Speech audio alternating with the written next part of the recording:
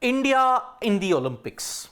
It's been a rather mixed bag, or you may say a kind of a sad state of affairs when you look at it.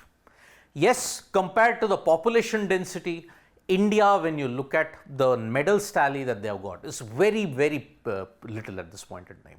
35 medals for a 1.4 billion population is not a reflective force of how their sporting power is. Yes, India, if you look at it, have had to make a lot of effort to ensure that they are one of the top sides, but they still lag way behind in the curve. In the 21st century, there has been another fight when you look at it, and that is equal women representation. Compare it after independence, like how abysmal the women representation was. This time in the modern era, you are seeing a fairly equal number of women athletes when you look at it.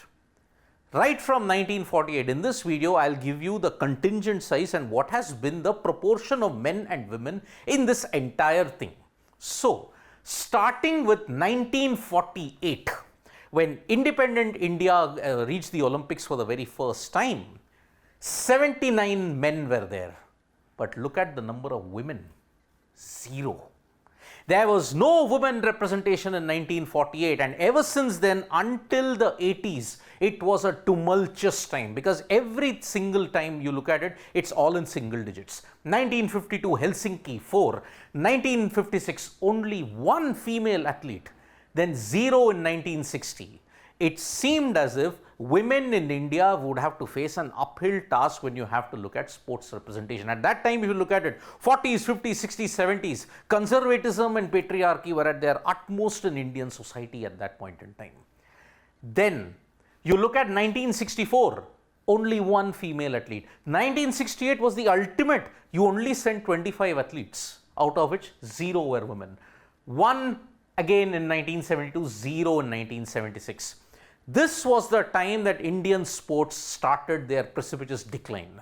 Looking at the Olympics, surfaces in hockey changed, infrastructure was a huge issue.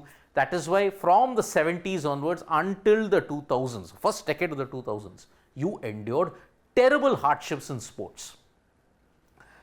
The lone bright spot came in 1980 Moscow, when suddenly you sent 18 women athletes. That was the highest at that point in time. 74, not since 1948 had you sent such a big representation.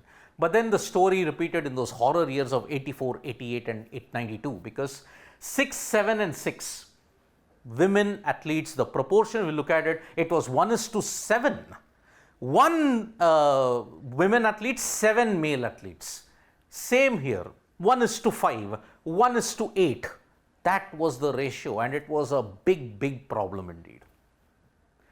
1996, 9, but then at the start of the 21st century, everything changed for the women because there became more representation at this point in time. This was a 1:2 ratio, which is much better than 1:8 or 1:7. So 2000 Sydney, 44, 21, 65.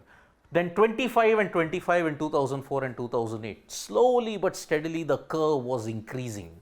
And then you head into this era.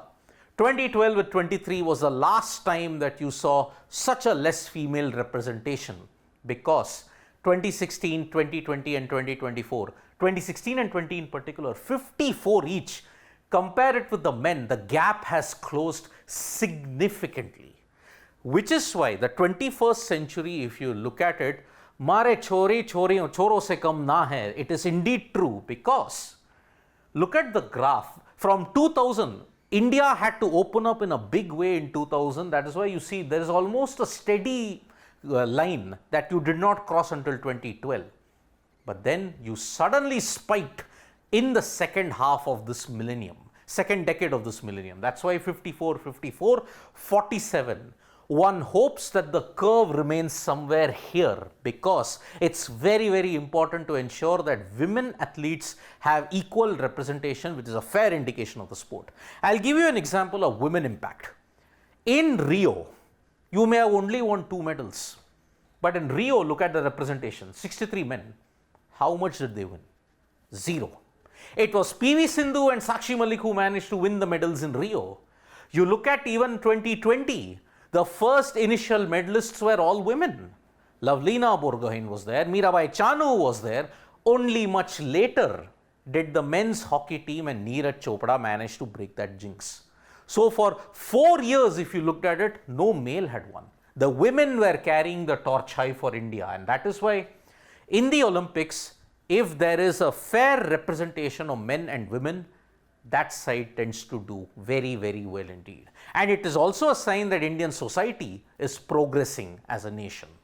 Thank you so much, folks, for joining us for this video. Subscribe to Sports Today for all the latest news and analysis.